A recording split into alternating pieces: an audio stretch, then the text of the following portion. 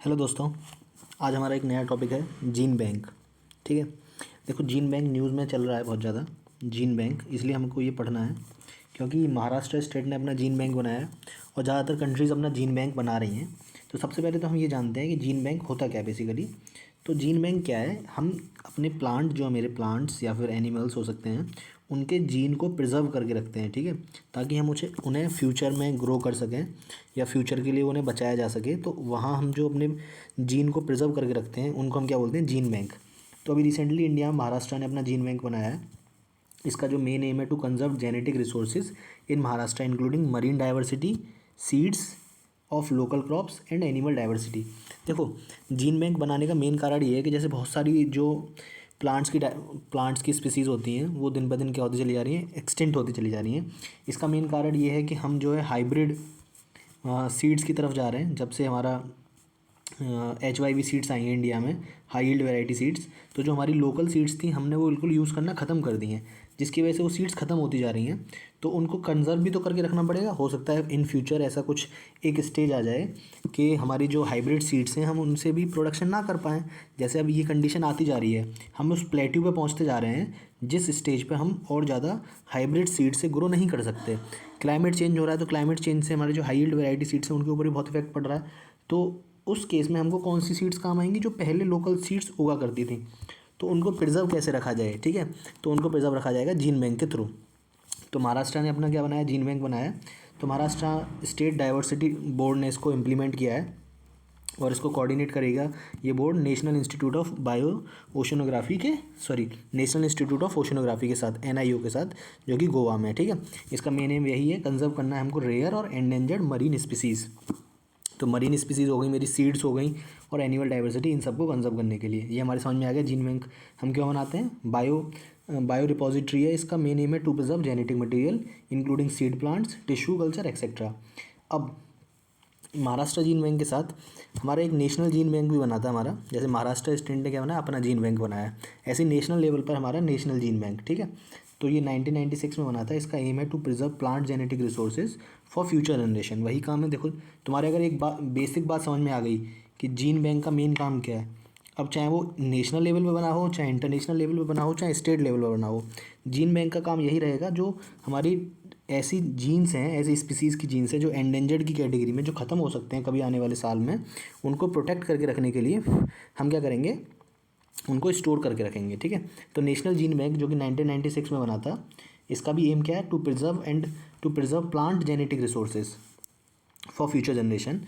जो मेरा national bureau of plant genetic resource है, national bureau of plant genetic resource, NBPGR, वो क्या करता है, लुक आफ्टर करता है in situ and ex situ germplasm conservation through Delhi headquarter. ठीक है, तो नेशनल जीन बैंक जो है उसको मैनेज कौन करता है, उसका कंजर्वेशन कौन करता है, उसमें जीन का कंजर्वेशन, तो इन सेतु और एक्स सेतु कंजर्वेशन, दोनों तरीके का कंजर्वेशन कौन करता है, वो मेरा NBPGR करता है, national bureau of plant genetic resource करता है। ठीक है ना। अब अगर मैं इसकी चार, जो मेरा नेशनल जीन बैंक है, इसकी चार फैसिलिटी हैं। ये चार फैसिलिटी प्रोवाइड करता है हमारा नेशनल जीन बैंक। सबसे पहला तो जो सीड जीन बैंक का काम करता है, मतलब जो भी प्रेजेंट में सीड्स हैं, ठीक है, तो उनको सपोज़ करो -18 डिग्री सेल्सियस पर प्रिजर्व करके रखना है। कुछ ज़्यादा लंबे समय के नहीं, कुछ समय के लिए प्रिजर्व करके रखना है। जो हमारी सीड्स हैं, रीसेंट सीड्स, उनको हम प्रिजर्व करके रखते हैं। इसके बाद क्रायोजीन बैंक मतलब कुछ सीड्स ऐसी होती हैं जिनको बहुत ज़्यादा टेम्परेचर पर, माइनस, जो कि बहुत लॉन्ग टर्म के लिए स्टोर करके रखना है, तो -170 से लेकर -196 डिग्री सेल्सियस के आसपास। तो हम क्या करते हैं, लिक्विड नाइट्रोजन में हम क्या करके रखते हैं, प्रिजर्व करके रखते हैं सीड्स को। तो ये फैसिलिटी भी अवेलेबल है यहाँ पर। नेशनल कहाँ पर अवेलेबल है, ये हमारी नेशनल जीन बैंक में। इसके साथ साथ इनविट्रो जीन बैंक मतलब वहीं पर क्या बोलते हैं, इस जीन बैंक में डिस्कवरी होती रहती है कुछ ना कुछ जीन्स की, और उनको वहाँ पर हम क्या करते हैं, प्रिजर्व करके रखते हैं, जो नई जीन डेवलप हो रही हैं उनको। ठीक है, नई स्पीसीज़ जो हम बना रहे हैं। इसके बाद फील्ड जीन बैंक, जो किसी खेत के थ्रू, मतलब बहुत सारी स्पीसीज़ हमको नई डिस्कवर होती रहती हैं, हम उनको भी यहाँ पर प्रिजर्व करके रखते हैं। अच्छा, ये सब मॉनिटर कौन करता है, ये सब काम कौन कर रहा है, इसको कर रहा है हमारा national bureau of plant genetic resource, NBPGR। तो national bureau of plant genetic resource बना था हमारा 1976 में, और ये क्या है, ये नोडल ऑर्गेनाइजेशन है for the management of plant genetic resource in India. Bharat में प्लांट जेनेटिक रिसोर्स को मैनेज करने के लिए नोडल ऑर्गेनाइजेशन कौन सा है मेरा, national bureau of plant genetic resources. यहाँ देखो एक बात ध्यान देना, ये किसके लिए, प्लांट के लिए, ये एनिमल के लिए नहीं है। तो ये क्या करेगा, national bureau of plant genetic resource, ये मेरे प्लांट जेनेटिक रिसोर्सेज को कंजर्व करेगा, एनिमल रिसोर्सेज को कंजर्व नहीं करेगा। एक बात और याद रखना, ये जो मेरा NBPGR है, ये मेरे Indian council of agriculture research के अंडर आता है, Indian council of agriculture research के अंडर आता है, ICAR के अंडर ये आता है। हमने इसका फंक्शन समझ लिया, इसका फंक्शन क्या है, वही है, कंजर्व करके रखता है हमारा, किसको, जीन करके रखता है नेशनल जीन बैंक के अंदर, ठीक है। इसके साथ साथ प्लान करता है, ऑर्गेनाइज करता है, कंडक्ट करता है explorations, collection of indigenous and exotic plant genetic resources, जैसे जो मेरे प्लांट जेनेटिक रिसोर्सेज हैं उनको उनको कलेक्ट करता है, मतलब पूरे इंडिया में नए नए रिसोर्सेज जो डेवलप हो रहे हैं, जो बन रहे हैं, जैसे होता है ना नेचुरली भी जीन बनते हैं, कुछ आर्टिफिशियल्स बनाए जाते हैं स्पीसीज, तो जो नेचुरली बनते जा रहे हैं तो उनको कंजर्व करके रखना किसका काम है, इसी का काम है, national bureau of plant genetic resources का। नेक्स्ट चलते हैं हम एनिमल के लिए। देखो अब एनिमल जीन बैंक, अभी हमने क्या समझ लिया, नेशनल, हमने पढ़ा था नेशनल जीन बैंक अभी, ठीक है, नेशनल जीन बैंक। इसका मेन एम क्या है, इसका मेन एम है मेरे प्लांट जेनेटिक रिसोर्स को कंजर्व करना, किसको, प्लांट जेनेटिक रिसोर्स को, नेशनल जीन बैंक का। अब एनिमल के लिए क्या है मेरा, एनिमल के लिए मेरा national animal gene bank, national animal gene bank, ये किसने इस्टेब्लिश किया है इसको, national bureau of animal genetic resource ने, national bureau of animal genetic resource ने कहाँ पे किया, करनाल हरियाणा में, करनाल हरियाणा में। इसका ऑब्जेक्टिव वही है, कंजर्व करना इंडिजिनस लाइव स्टॉक बायोडाइवर्सिटी, जो हमारी इंडिया की लाइव स्टॉक बायोडाइवर्सिटी है उसको कंजर्व करके रखना, इसका मेन एम है। ये भी किसके अंदर आता है, ये भी Indian council of agriculture research के अंडर आता है। तो दोनों नेशनल, जो मेरा नेशनल एनिमल जीन बैंक है, जिसको किसने इस्टेब्लिश किया है, national bureau of animal genetic resources, और नेशनल जीन बैंक जिसको इस्टेब्लिश किया है मेरे national bureau of plant genetic resources, ये दोनों किसके अंडर आते हैं, ICAR के अंडर आते हैं, Indian council of agriculture research के अंडर आते हैं, ठीक है। आसान है, समझ में आ रहा गया होगा। अब देखो एक और इम्पॉर्टेंट न्यूज़ जो बहुत ज़्यादा न्यूज़ में चल रहा है मेरा, इंडियन बायोलॉजिकल डाटा सेंटर। देखो मैं तुमको एक बात बता रहा हूँ लिख के, तुम ये वाली news Indian biological data centre, अगर तुम इसको याद रखोगे तो किसी ना किसी एग्ज़ाम में तुमको ये कहीं ना कहीं तो पूछा जाएगा, तुम किसी भी पेपर की तैयारी कर रहे हो, ठीक है, तुमको ये क्वेश्चन कहीं ना कहीं देखने को मिल जाएगा, इंडियन बायोलॉजिकल डाटा सेंटर। तो अभी रिसेंटली भारत में बना है इंडियन बायोलॉजिकल डाटा सेंटर, इसे मैं इंडियन बायोलॉजिकल डाटा बैंक भी बोलता हूँ। ये कहाँ बना है, फरीदाबाद हरियाणा में, फरीदाबाद हरियाणा में। और इसे सेटअप कहाँ किया गया, regional centre of for biodiversity, जो सेंटर है हरियाणा में बायोडाइवर्सिटी का सेंटर, वहीं इसको सेटअप किया गया है। It is being established at the RCB, इसको किसके साथ इस्टेब्लिश किया है, national informatics centre NIC Bhubaneswar के कोलेबोरेशन, इसकी मदद से, NIC भुवनेश्वर की मदद से इसको इस्टेब्लिश किया गया है हरियाणा में, फरीदाबाद में, ठीक है, इतना याद रखना। इंडियन बायोलॉजिकल डाटा सेंटर कहाँ इस्टेब्लिश किया गया, हरियाणा में, हरियाणा में कहाँ पर, फरीदाबाद में, किसकी मदद से, इंडियन इंफॉर्मेटिक्स सेंटर भुवनेश्वर की मदद से। जो मेरा IBDC है, इंडियन मेरा इंडियन बायोलॉजिकल डाटा सेंटर, ये मेरा फर्स्ट नेशनल रिपोजिटरी है for life science data in India. देखो इसलिए इंपॉर्टेंट है क्योंकि पहला ऐसा नेशनल रिपोजिटरी बना है, मतलब पहली ऐसी कोई सेंटर बना है जहाँ हमको बायोलॉजिकल डेटा मिलेगा पूरा, मतलब स्पीसीज़ के जीन्स के बारे में, DNA के बारे में जो हमको पूरी जानकारी मिलेगी वो इस सेंटर से मिलेगी। तो इसीलिए बहुत ज़्यादा इंपॉर्टेंट हो जाता है, पहला ऐसा इंडिया का एक सेंटर बना है, ठीक है। अब इसके डाटा को कौन सपोर्ट करेगा, जो डाटा सेंटर है इसको सपोर्ट कौन करेगा, तो डिपार्टमेंट ऑफ बायोटेक्नोलॉजी इसको सपोर्ट करेगा। और जो मेरा डाटा है इसमें स्टोर रहेगा सुपर कंप्यूटर के अंदर, और 4 पेटाबाइट, मतलब जो डेटा रहेगा वो 4 पेटाबाइट सुपर कंप्यूटर के अंदर स्टोर रहेगा। और सुपर कंप्यूटर का नाम क्या है, ब्रह्म, हाई परफॉर्मेंस कंप्यूटिंग फैसिलिटी, ठीक है। तो जो मेरा डाटा है इंडियन बायोलॉजिकल डेटा सेंटर जो कि फरीदाबाद में खुला है, इसका जो डाटा स्टोर रहेगा वो एक सुपर कंप्यूटर के अंदर स्टोर रहेगा। उस सुपर कंप्यूटर का नाम क्या है, ब्रह्म हाई परफॉर्मेंस कंप्यूटिंग फैसिलिटी। समझ में आ रहा है ना, अभी याद करते जाओ, बस सारा अभी याद करो, बाद के लिए छोड़ना ही नहीं है कुछ भी। इंडियन बायोलॉजिकल डाटा सेंटर कहाँ बना, हरियाणा फरीदाबाद में। और इसे किसके साथ मिलकर बनाया है, इसे बनाया है नेशनल इन्फॉर्मेटिक्स सेंटर भुवनेश्वर के साथ मिलकर बनाया, ठीक है ना। आगे चलते हैं, अब ये तो हमने इंडिया की बात कर ली। अब इंटरनेशनल बात करूँ तो तुमको पता होगा सबलवार्ड ग्लोबल सीड वॉल्ट। देखो सबलवार्ड तुमको पता होगा, अगर मैं इस मैप को थोड़ा सा बड़ा करता हूँ, और अगर हम इस मैप को देखें तो मेरे नॉर्वे का एक आइलैंड है, ठीक है, नॉर्वे का एक आइलैंड है मेरा जिसका नाम है सबलवार्ड।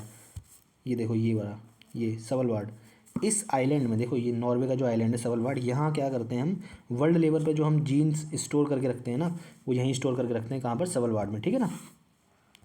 तो सवलबार्ड ग्लोबल सीड वॉल्ट इसका नाम है। ये कहाँ पे बना है, ये हमारा सवलबार्ड में। सवलबार्ड कहाँ पे है, अभी हमने देख ली लोकेशन। इसको हम अर्थ डूमडे वॉल्ट भी बोलते हैं। क्या बोलते हैं, अर्थ डूमडे वॉल्ट। तो यूपीएससी की आदत है नेम चेंज करके भी क्वेश्चन पूछने की।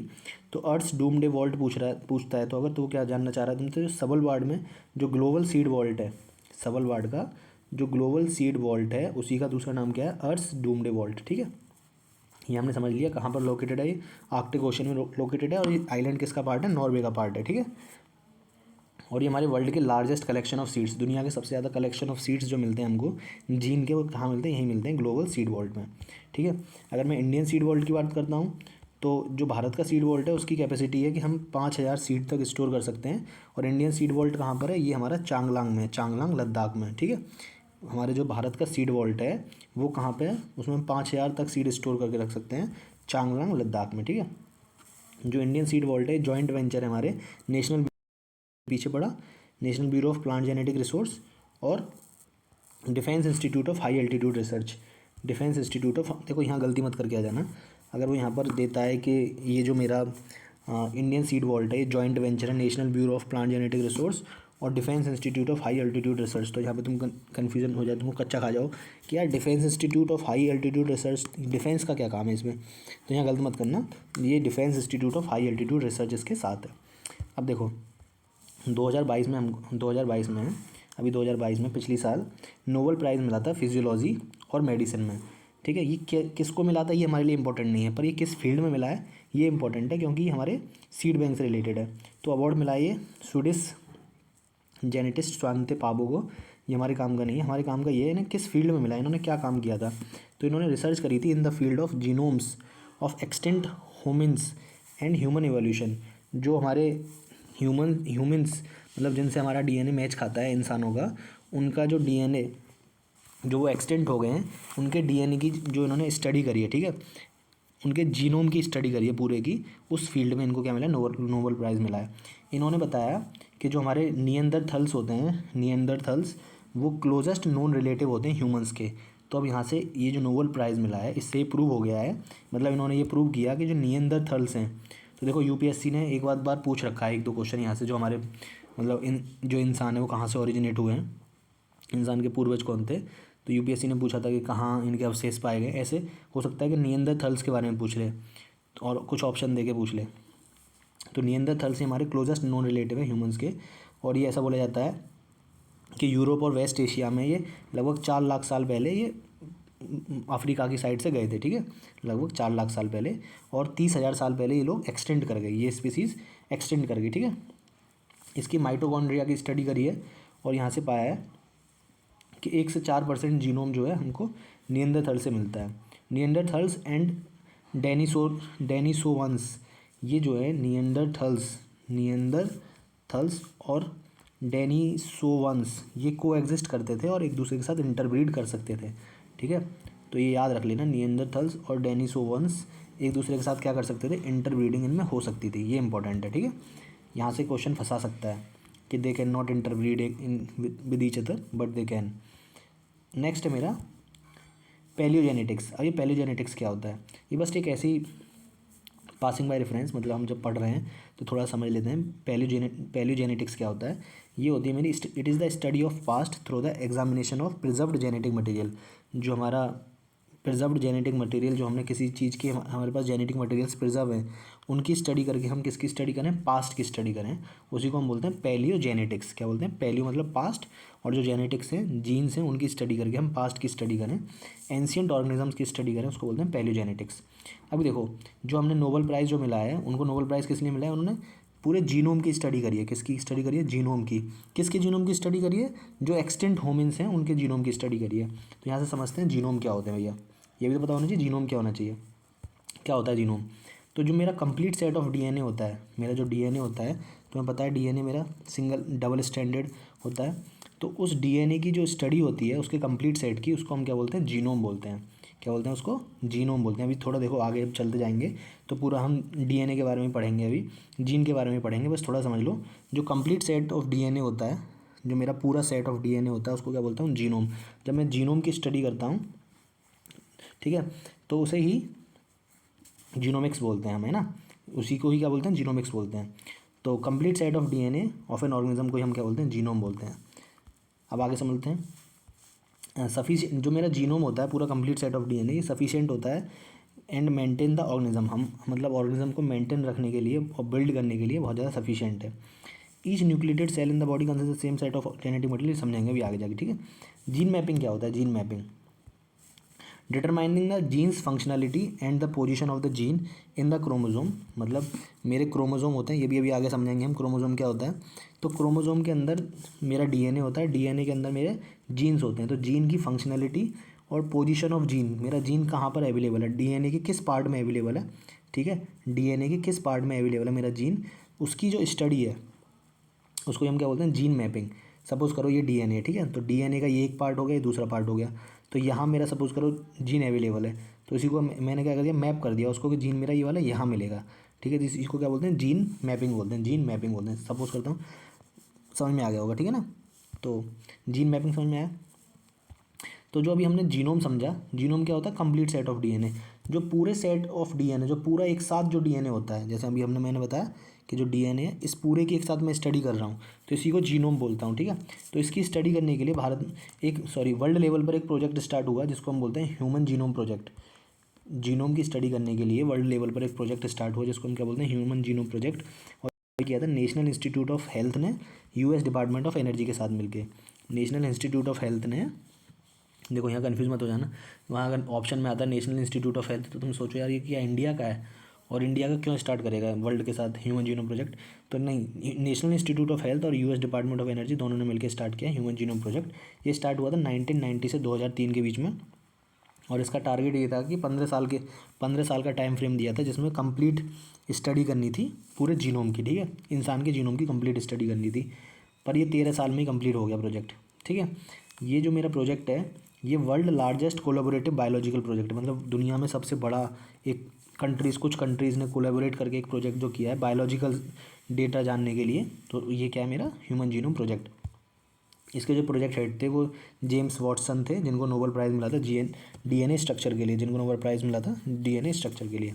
इसका ऑब्जेक्टिव क्या था, ह्यूमन जीनोम प्रोजेक्ट क्यों स्टार्ट किया गया भैया, इसका कारण क्या था। तो इसका ऑब्जेक्टिव ये था कि हमको डिटरमाइन करनी थी DNA sequence of the entire human genome with in the 15 year. मतलब जो इंसान होते हैं, इंसान में क्या होता है, सेल होता है, सेल में न्यूक्लियस होता है, न्यूक्लियस के अंदर क्रोमोजोम होता है, क्रोमोजोम के अंदर क्या होता है, डीएनए।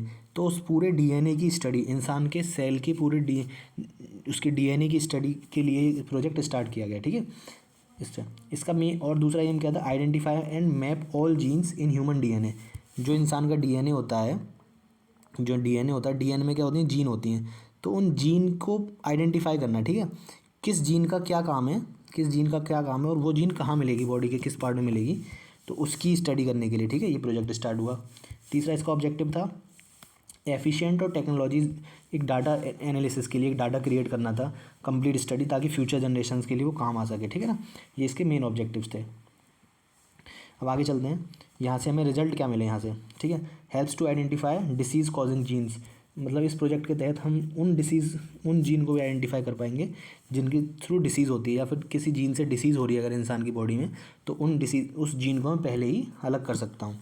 जैसे सपोज़ करो ये सेल है, ठीक है, सेल के अंदर तुम जानते हो न्यूक्लियस होता है और कुछ सेल ऑर्गेनेल्स होते हैं जैसे माइटोकॉन्ड्रिया, जैसे गोल्गी एपरेटस। तो सपोज़ करो माइटोकॉन्ड्रिया है ना, तो माइटोकॉन्ड्रिया के अंदर क्या होता है, माइटोकॉन्ड्रिया के अंदर अपना डीएनए होता है और न्यूक्लियस के अंदर भी डीएनए होता है। तो सपोज़ करो माइटोकॉन्ड्रिया का जो डीएनए है, उसका जो डीएनए है उसमें जो सपोज़ करो ये सिंगल जीन है, अभी आगे और अच्छे समझ में आएगा जीन, इस जीन में कोई बीमारी है ना, मतलब माइटोकॉन्ड्रिया के डीएनए, माइटोकॉन्ड्रिया का जो अपना डीएनए है उसके जीन में कोई बीमारी है, उस बीमारी वाले जीन को मैं रिमूव कर सकता हूँ, कट कर सकता हूँ। तो कहाँ से मेरे को सारी इन्फॉर्मेशन मिलेगी कि ये जीन कहाँ मिलेगा, माइटोकॉन्ड्रिया से कैसे से हटाया जा सकता है, तो सारा मेरे को इस प्रोजेक्ट के तहत ये सारी चीज़ें पता लगाई गई। और इस प्रोजेक्ट के तहत हम क्या कर पाएंगे, कोई भी डिसीज़ अगर मेरे को पहले से पता चल जाएगी कि आगे आने वाले बच्चे को कौन सी बीमारी हो सकती है माइटोकॉन्ड्रिया के डीएनए की वजह से, ठीक है ना, ये एक एग्जाम्पल था। हम और क्या कर सकते हैं, जेनेटिक मॉडिफिकेशन कर सकते हैं एग्रीकल्चर में, ताकि हमें बेटर यील्ड ऑफ क्रॉप मिले। जैसे कोई क्रॉप है, सपोज़ करो कॉटन है, ठीक है, तो कॉटन का सेल होगा, सेल में न्यूक्लियस होगा, ठीक है, न्यूक्लियस में डीएनए होगा, ठीक है, डीएनए का एक जीन होगा, और हमें पता है वो जीन कोई एक एसिड रिलीज़ करता है, जिस एसिड रिलीज़ करने की वजह से सपोज़ करो कोई बैक्टीरिया अगर उसे खाएगा तो मर जाएगा। अब मैं क्या कर दूँ, मैं उसकी इंटेंसिटी इंक्रीज़ कर सकता हूँ, या फिर मैं कोई किसी और एक और ऑर्गेनिज्म लिया, मैंने उस ऑर्गेनिज्म का मैंने डीएनए स्टडी करी, उस डीएनए में मैंने देखा कि ये ऑर्गेनिज्म का जो एक जीन है वो एक ऐसा एसिड रिलीज़ करता है कि केमिकल्स से उसके ऊपर इफेक्ट नहीं पड़ता, तो मैं उस जीन को उठा के इस जीन में डाल दूँ, किसके जीन में डाल दूँ, किसके डीएनए में डाल दूँ, अपने कॉटन के डीएनए में डाल दूँ, जिससे क्या होगा, कॉटन के ऊपर उस केमिकल का कोई इफेक्ट होगा नहीं। तो इस सब में मेरे को मतलब एग्रीकल्चर सेक्टर में बहुत फ़ायदा हुआ इस ह्यूमन जीनोम प्रोजेक्ट के बाद, ठीक है। अच्छा, क्या इंडिया इसका पार्ट था ह्यूमन जीनोम प्रोजेक्ट का? तो इंडिया भाई इसका पार्ट नहीं था, ये बहुत इंपॉर्टेंट है, इंडिया इसका पार्ट नहीं था, नहीं था, नहीं था, रट लो, इंडिया इसका पार्ट नहीं था। अच्छा, जब इंडिया पार्ट नहीं था तो क्या इंडिया ने खुद अपना कोई प्रोजेक्ट स्टार्ट किया? हाँ, इंडिया ने अपना प्रोजेक्ट स्टार्ट किया, जीनोम इंडिया प्रोजेक्ट। कौन सा स्टार्ट किया? Genome India project. ये हमारे ministry of science and technology ने इस प्रोजेक्ट को स्टार्ट किया 20 इंस्टीट्यूशंस के साथ मिलके, जिसमें से IIS IITs कुछ इंस्टीट्यूशंस थे, ठीक है। इनका मेन एम यही था कि हम एक डेटा बनाएं, एक क्या एम था कि हम ग्रिड बनाएं Indian reference genome to fully understand the type and the nature of disease that comprises the diverse Indian population. मतलब इंडियन पॉपुलेशन में जो डिसीज़ बीमारियां होती हैं और वो किस कारण से होती हैं, किस जीन की वजह से होती हैं, उस सब की स्टडी के लिए जीनोम इंडिया प्रोजेक्ट चला। इंडिया में एक और प्रोजेक्ट चला, India Jain project, India Jain project भी चला, इंडी जैन प्रोजेक्ट। इसका मेन एम था कि हम क्या करेंगे, 1008 लोगों को पकड़ेंगे, 1008 इंडियंस लेंगे और 1008 इंडियंस के डीएनए को लेंगे और उन सब के कम, जैसे देखो इसमें ये था कि सपोज़ करो एक आदमी लिया मैंने, ये एक आदमी है, इस एक आदमी का एक सेल लिया, ठीक है, उस सेल का मैंने न्यूक्लियस देखा, न्यूक्लियस में मैंने देखा कि क्या है, डीएनए। उस डीएनए की मैंने पूरे डीएनए की एक साथ स्टडी कर दी, बोलता हूँ मैं जीनोम बोलता हूँ, ठीक है। तो ये एक इंसान के जीनोम की स्टडी हो गया, ऐसे दूसरा इंसान लिया, उसके जीनोम की स्टडी करनी है। तो इस तरीके से 1008 इंसानों के जीनोम की स्टडी करने के लिए प्रोजेक्ट स्टार्ट हुआ मेरा, इंडी जीन प्रोजेक्ट, ठीक है। इसको किसने स्टार्ट किया? Centre of cell and molecular biology. ये किसके अंडर आता है? CSIR के अंडर आता है। तो centre for cell and molecular biology ने इसको स्टार्ट किया, CSIR के अंडर जो आता है, ठीक है। इसके साथ था institute of genomics and integrative biology. तो इन दोनों ने मिलकर centre for cell and biology molecular biology, centre for cell and molecular biology और institute of genomics and integrative biology, दोनों ने मिलकर इस प्रोजेक्ट को स्टार्ट किया। समझ में आ गया इंडियन जीन प्रोजेक्ट किस लिए स्टार्ट हुआ था। नेक्स्ट मेरा है अर्थ बायोजीनोम प्रोजेक्ट। ये क्या है? अर्थ बायोजीनोम प्रोजेक्ट ये एक मेरा इंटरनेशनल इनिशिएटिव है, जिसका एम था कि to sequence the genetic codes of earth eukaryotic biodiversity. अब देखो तुम जानते हो ना, प्रोकैरियोटिक सेल्स होते हैं और यूकैरियोटिक सेल्स होते हैं। देखो प्रोकैरियोटिक सेल्स तुम जानते हो, वो जो पुराने सेल होते हैं, मतलब जो पूरी तरीके से डेवलप नहीं हुए हैं, प्रोकैरियोटिक सेल। यूकैरियोटिक सेल्स कौन से होते हैं? जैसे ह्यूमंस के सेल जो है वो यूकैरियोटिक सेल हैं, जो डेवलप हो गए हैं पूरी तरीके से। और ऐसे बता सकता हूँ मैं, एक डिफरेंस याद रखना कि जो प्रोकैरियोटिक सेल होता है उनका जो न्यूक्लियस होता है ना, वो डिफाइंड नहीं होता। न्यूक्लियस जो है वो डिफाइंड नहीं होता, वहीं यूकैरियोटिक सेल का न्यूक्लियस डिफाइंड होता है। ऐसा क्यों? क्योंकि जो प्रोकैरियोटिक सेल का न्यूक्लियस होता है उसके ऊपर जो है मेरा मेम्ब्रेन नहीं प्रेजेंट होती, जिसकी वजह से फैला सा होता है न्यूक्लियस इस तरीके से। वहीं यूकैरियोटिक का मेम्ब्रेन होती है न्यूक्लियस के ऊपर, जिसकी वजह से वो एकदम डिफाइंड होता है, एक डिफरेंस है बस। तो उस यूकैरियोटिक सेल की क्या, यूकैरियोटिक बायोडाइवर्सिटी, जितनी भी यूकैरियोटिक बायोडाइवर्सिटी प्रेजेंट है अर्थ के ऊपर, उनकी जेनेटिक मटेरियल की स्टडी करने के लिए फिर स्टार्ट हुआ मेरा अर्थ बायोजीनोम प्रोजेक्ट, अर्थ बायोजीनोम प्रोजेक्ट, ठीक है। India initiative on earth biogenome project, India भी जो है इसका पार्ट था। India initiative on earth biogenome project to decode genetic information of all plants and animal. Jawaharlal Nehru tropical botanical garden and research institute को select किया गया इसके लिए। देखो अब नेक्स्ट थोड़ा डीएनए के बारे में पढ़ते हैं। अभी हम इतनी देर से डीएनए पढ़ रहे थे, तो देखो अब थोड़ा सा आते हैं डीएनए के बारे में। डीएनए पढ़ने से पहले थोड़ा सा हम बेसिक स्टार्ट करते हैं। देखो तुम जानते हो ये सेल होता है, ठीक है, सेल है। अब तुम जानते हो सेल में बेसिकली 3 पार्ट होते हैं सेल के। एक तो होता है सेल मेम्ब्रेन, एक होता है सेल मेम्ब्रेन, एक होता है न्यूक्लियस, एक होता है सेल मेम्ब्रेन, एक होता है मेरा न्यूक्लियस और एक होता है मेरा साइटोप्लाज्म, ठीक है। तो साइटोप्लाज्म होता है, न्यूक्लियस होता है और मेम्ब्रेन होता है। मेम्ब्रेन ऊपर क्या होता है? मेम्ब्रेन। सेल के ऊपर मेम्ब्रेन होता है, सेल के अंदर क्या होता है? न्यूक्लियस होता है, न्यूक्लियस, और जो लिक्विड पार्ट होता है, जो फ्लूइड भरा होता है मेरे सेल के अंदर, उसे हम क्या बोलते हैं? साइटोप्लाज्म। तो ये मेन 3 पार्ट होते हैं मेरे सेल के अंदर, ठीक है। तो थोड़ा सा और समझते हैं। तो जो मेरा सेल होता है, सेल, ये सेल है ये, ठीक है। सेल के अंदर क्या है, न्यूक्लियस, सेल के अंदर क्या है, न्यूक्लियस, ठीक है। और न्यूक्लियस के अंदर क्या होता है, क्रोमोजोम्स होते हैं, क्रोमोजोम्स। और एक क्रोमोजोम के एक पार्ट को अगर मैं देखूँ तो उसको मैं क्या बोलता हूँ, डीएनए। ये डीएनए मेरा टोटल, ये पूरा डीएनए है। और डीएनए में ये जो मेरे लाइंस हैं, इनको क्या बोलता हूँ मैं, जीन बोलता हूँ, जीन। क्या बोलता हूँ, जीन बोलता हूँ, जीन, याद रखना। तो इन्हीं को बोल रहा था मैं बार बार, जीन, ठीक है ना। चलो अब थोड़ा समझते हैं, यहाँ समझते हैं, ठीक है। तो देखो मेरा सेल है, ये सेल में क्या है मेरा, न्यूक्लियस, और जो लिक्विड है, जो फ्लूइड उसमें भरा होता है, उसको हम क्या बोलते हैं, साइटोप्लाज्म, ठीक है। सर्टेन केमिकल्स होते हैं मेरे न्यूक्लियस में, कुछ केमिकल्स होते हैं जिनको हम क्या बोलते हैं, नाइट्रोजिनस बेसिस बोलते हैं। कुछ केमिकल्स होते हैं मेरे न्यूक्लियस में जिसको हम क्या बोलते हैं, नाइट्रोजिनस बेसिस। कौन कौन से केमिकल होते हैं मेरे न्यूक्लियस के अंदर, जैसे एडेनिन होता है, थायमिन होता है, ग्यूनिन होता है, साइटोसिन होता है, यूरेसिल होता है। एटीजीसीयू, एडेनिन, थायमिन, ग्यूनिन, साइटोसिन और यूरेसिल। ये नाइट्रोजिनस बेसिस जब मेरे शुगर के साथ मिलते हैं, जब ये नाइट्रोजिनस बेसिस शुगर के साथ मिलते हैं तो बनाते हैं न्यूक्लियोसाइड। क्या बनाते हैं, न्यूक्लियोसाइड। जब ये न्यूक्लियोसाइड मेरा फॉस्फोरस के साथ मिलता है तो बनाता है न्यूक्लियोटाइड। क्या बनाता है, न्यूक्लियोटाइड। समझ में आया, बेसिक सी बात है कि न्यूक्लियस के अंदर कुछ बेसिस होते हैं, कुछ केमिकल्स होते हैं, उन केमिकल को क्या बोलता हूँ मैं, नाइट्रोजिनस बेस बोलता हूँ। कुछ केमिकल होते हैं जिनको मैं नाइट्रोजिनस बेस बोलता हूँ न्यूक्लियस के अंदर। वो नाइट्रोजिनस बेस जब मेरे शुगर के साथ रिएक्ट करते हैं तो क्या बनाते हैं, न्यूक्लियोसाइड बनाते हैं, न्यूक्लियोसाइड। जब ये न्यूक्लियोसाइड फॉस्फोरस के साथ रिएक्ट करते हैं तो न्यूक्लियोटाइड बनाते हैं, न्यूक्लियोटाइड।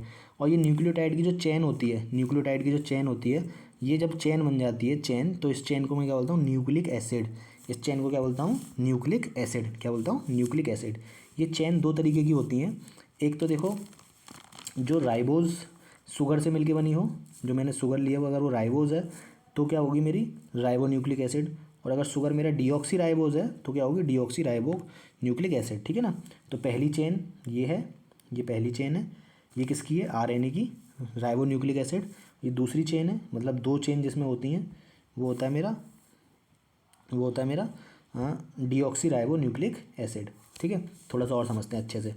तो अभी हमने समझा कि न्यूक्लिक एसिड जो है मेरा, न्यूक्लिक एसिड कैसे बना, जब मेरा नाइट्रोजनस बेस शुगर के साथ मिला तो उसने न्यूक्लियोसाइड बनाया। न्यूक्लियोसाइड की चेन को हम न्यूक्लिक एसिड बोलते हैं। सॉरी, न्यूक्लियोसाइड जब फॉस्फोरस के साथ रिएक्ट करा तो उसने टाइड बनाया। न्यूक्लियोटाइड की चेन को हम न्यूक्लिक एसिड बोलते हैं। न्यूक्लिक एसिड मेरा दो तरीके का हो सकता है, शुगर के ऊपर डिपेंड करता है। अगर उसमें डीऑक्सी राइबो शुगर है तो डीऑक्सी राइबो न्यूक्लिक एसिड बनेगा। और राइबो न्यूक्लिक एसिड कब बनेगा, जब राइबोस शुगर है। तो दो तरीके के होते हैं। तो यहाँ से बनता है एक डीएनए और एक आरएनए। जो मेरा डीएनए होता है उसमें जो मेरे, अभी हमने ऊपर वो पढ़े थे, क्या बोलते हैं, नाइट्रोजनस बेसिस। तो ATGC, ये चार बेस मेरे प्रेजेंट होते हैं डीएनए में, एडेनिन, थायमिन, ग्यूनिन और साइटोसिन। तो ये चार बेस मेरे प्रेजेंट होते हैं किसमें, डीएनए में। वहीं आरएनए में मेरे में, आरएनए में AUGC बेस प्रेजेंट होते हैं, ठीक है। ये जो होता है मेरा डीएनए, क्या होता है, डबल स्टैंडर्ड, मतलब इसमें दो चेन होती हैं, दो चेन होती हैं, ठीक है। क्या होती हैं, दो चेन। देखो एक चेन तो ये है, दूसरी चेन ये है, इसलिए इसको डबल स्टैंडर्ड बोलते हैं। वहीं मेरा जो आरएनए होता है वो सिंगल स्टैंडर्ड होता है। क्यों, क्योंकि उसमें केवल एक ही चेन होती है, केवल एक ही चेन होती है। इसलिए मेरा आरएनए को हम जेनेटिक मटेरियल नहीं बोलते, जो डीएनए होता है उसको हम जेनेटिक मटेरियल बोलते हैं, ठीक है। इतना समझ में आया, यहाँ तक आसान था ये तो। अब जो जो पेयर बनते हैं ना, जो पेयर बनते हैं किसके, जैसे अभी हमने पढ़ा था ये एसिड जो पढ़े थे हमने, कौन से, नाइट्रोजनस बेसिस जो पढ़े थे, सॉरी, जो बेस का पेयर बनता है। देखो ए जो है वो किसके साथ पेयर बनाता है, जो पेयरिंग होती है, AT के साथ पेयर बनाता है और GC के साथ पेयर बनाता है। ये डबल बॉन्ड होते हैं हाइड्रोजन के A और T के बीच में। देखो ये एक एडेनिन एक बेस है, ठीक है। वो थायोनिन के साथ एक क्या बनाएगा, single hydrogen bond, sorry double hydrogen bond के साथ क्या बना लेगा, एक पेयर बना लेगा। वहीं दूसरा मेरा जो ग्यूनिन है, ग्यूनिन वो साइटोसिन के साथ पेयर बना लेगा, ठीक है। ग्यूनिन ट्रिपल बॉन्ड के साथ साइटोसिन के साथ पेयर बना लेता है। ये किस में होता है, डीएनए में होता है, डीएनए में ये होता है, ठीक है। तो ये पेयरिंग इस तरीके से होती है। तो याद रखना, पेयरिंग A के साथ T की होती है और G के साथ C की होती है, ठीक है। समझ में आया नहीं आया। अब जो मेरा न्यूक्लियस होता है सेल के अंदर, उस न्यूक्लियस में क्या मिलता है, क्रोमोजोम मिलते हैं। क्या मिलते हैं, क्रोमोजोम। देखो ये होता है मेरा क्रोमोजोम, इस तरीके से क्रोमोजोम।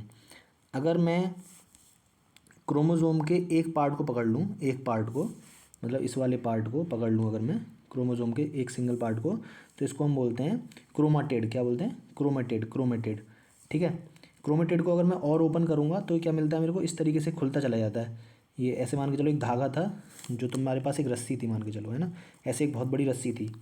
तुमने उस रस्सी को क्या किया, फोल्ड कर करके तुमने उस रस्सी को ऐसे बना दिया, ऐसे करके बना दिया उस रस्सी को फोल्ड कर करके। अब जब तुम उसके एक सिंगल पार्ट को मान के चलो, तुम्हारे पास एक सिंगल पार्ट है उसका ये, अब तुम इस रस्सी को खोलते जा रहे हो, ठीक है, खोलते जा रहे हो, तो जब खोलोगे तुम, तो जो उसका एक गुच्छा सा जो बनेगा उसको हम क्या बोलते हैं, क्रोमेटिन बोलते हैं, क्रोमेटिन, क्रोमेटिन। क्या बोलते हैं? क्रोमेटिन। अब जब तुम इसे और ओपन करते जाओगे तो कैसा निकलेगी, अंदर जाके ऐसी निकलेगी, ठीक है, जिसको हम क्या बोलते हैं, इस वाले पेयर को डीएनए बोलते हैं। क्या बोलते हैं? डीएनए बोलते हैं, डीएनए। क्या बोलते हैं? डीएनए बोलते हैं, डीएनए। ठीक है ना, समझ में आया? यहाँ तक नहीं आया? तो क्रोमोज़ोम से हमें क्या मिलता है, क्रोमोज़ोम के जो दो पेयर होते हैं, क्रोमोज़ोम में जो दो स्टैंड होते हैं उनको हम क्या बोलते हैं, क्रोमेटिड। क्रोमेटिड को जब मैं ओपन करूँगा तो क्या बनता है, क्या मिलता है मेरे को, क्रोमेटिन। क्रोमेटिन को और ओपन करूँगा तो क्या मिलता है मेरे को, डीएनए। तो क्रोमोज़ोम से क्रोमेटिड, क्रोमेटिड से क्रोमेटिन, क्रोमेटिन से डीएनए। ठीक है। देखो, जब मेरे ये तो हमारे समझ में आ गया कि दो क्रोमेटिड मिलके, दो क्रोमेटिड मिलके क्या बनाते हैं, क्रोमोज़ोम बनाते हैं। दो क्रोमेटिड मिलके क्या बनाते हैं, क्रोमोज़ोम बनाते हैं, chromosome. These two are identical means replica of each other. ये दोनों क्या होते हैं, जैसे ये जो है मेरा, ये क्रोमेटिड है, ठीक है, ये मेरा दूसरा क्रोमेटिड है, तो ये दोनों क्रोमेटिड क्या होते हैं, एक दूसरे के रेप्लिका होते हैं। समझ में आया? अब हमारी बॉडी के अंदर इंसान के जो डीएनए होता है, इंसान का मतलब इंसान का जो सेल होता है, सेल में जो न्यूक्लियस होता है, न्यूक्लियस में क्या मिल रहा है हमको, क्रोमोज़ोम मिलने हैं। ठीक है। तो इंसान के न्यूक्लियस के अंदर 23 पेयर होते हैं क्रोमोज़ोम के, 23 पेयर। मतलब मान के चलो ये एक क्रोमोज़ोम है, ऐसे करके ये दूसरा क्रोमोज़ोम है। गलत बन गया डायग्राम।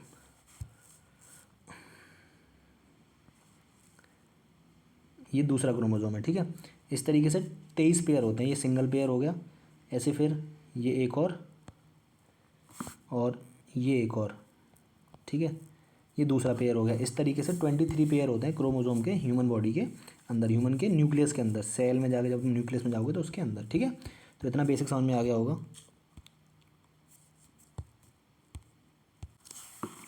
तो देखो, जो हमारा न्यूक्लियस होता है उसमें 23 पेयर होते हैं क्रोमोज़ोम के। जो 20 स्टार्टिंग के 22 पेयर होते हैं उनको हम क्या बोलते हैं, ऑटोजोम्स। ठीक है। और जो 23rd पेयर होता है उसको हम बोलते हैं एलोजोम। एलोजोम इस तरीके से पेयरिंग होती है, ठीक है, इस तरीके से। ये जैसे देखो, ये एक क्रोमोज़ोम है, ये दूसरा क्रोमोज़ोम है, तो ये दोनों मिलकर क्या बनाएंगे, एक पेयर ऑफ क्रोमोज़ोम। ये 2 पेयर ऑफ क्रोमोज़ोम, ये 3 पेयर ऑफ क्रोमोज़ोम। इस तरीके से जो मेरे क्रोमोज़ोम होते हैं 22 पेयर जो होते हैं, 22 पेयर को क्या बोलता हूँ मैं, ऑटोजोम्स। ऑटोजोम्स। और जो 23वां पेयर होता है उसको क्या बोलता हूँ मैं, एलोजोम बोलता हूँ, एलोजोम्स। ठीक है। जो एलोजोम्स होते हैं, एलोजोम्स को हम सेक्स क्रोमोजोम भी बोलते हैं। क्या बोलते हैं, सेक्स क्रोमोजोम। क्यों? क्योंकि दो तरीके के होते हैं। ये इंसान का जो सेक्स है वो यही डिटरमाइन करते हैं कि मेल होगा या फीमेल होगा। तो दो टाइप के होते हैं, ये एक्स क्रोमोजोम और वाई क्रोमोजोम। मतलब जो मेरा 23वां क्रोमोजोम है, जो 23rd क्रोमोजोम है, ये वाला 23वां, इसको हम क्या बोलते हैं, सेक्स क्रोमोजोम। ये दो तरीके के होते हैं, एक एक्स क्रोमोजोम और एक वाई क्रोमोजोम। जो एक्स क्रोमोजोम होता है वो फीमेल के लिए होता है, और जो वाई क्रोमोजोम होता है वो मेल के लिए होता है। ठीक है। वाई क्रोमोजोम किसके लिए होता है, मेल के लिए होता है। जो एक्स क्रोमोजोम होता है इसका साइज़ बड़ा होता है, इसका साइज़ बड़ा होता है। और जो वाई क्रोमोजोम होता है इसका साइज़ स्मॉल होता है, छोटा साइज़ होता है वाई क्रोमोजोम का। ठीक है। जो मेल क्रोमोजोम होता है उसका साइज़ छोटा होता है। ठीक है ना। ये जो 23rd पेयर ऑफ क्रोमोजोम है, 23वां पेयर ऑफ क्रोमोजोम है, इसको हम 23rd पेयर इन फीमेल, जो फीमेल में होता है 23वां पेयर जो फीमेल में होता है उसे हम सोमेटिक सेल बोलते हैं। ठीक है, सोमेटिक सेल बोलते हैं। और जो 23rd पेयर मेल में होता है वो मेरा सोमेटिक सेल एक्स वाई होता है। क्या होता है, एक्स वाई। और जो सोमेटिक सेल फीमेल में होता है उसको वो क्या होता है, एक्स एक्स। तो अगर एक्स एक्स है तो उसका मतलब क्या होगा, वो किसके लिए है, वो फीमेल के लिए। और अगर एक्स वाई है, एक्स वाई सोमेटिक सेल है तो किसके लिए है, मेल के लिए। ठीक है, मेल के लिए है।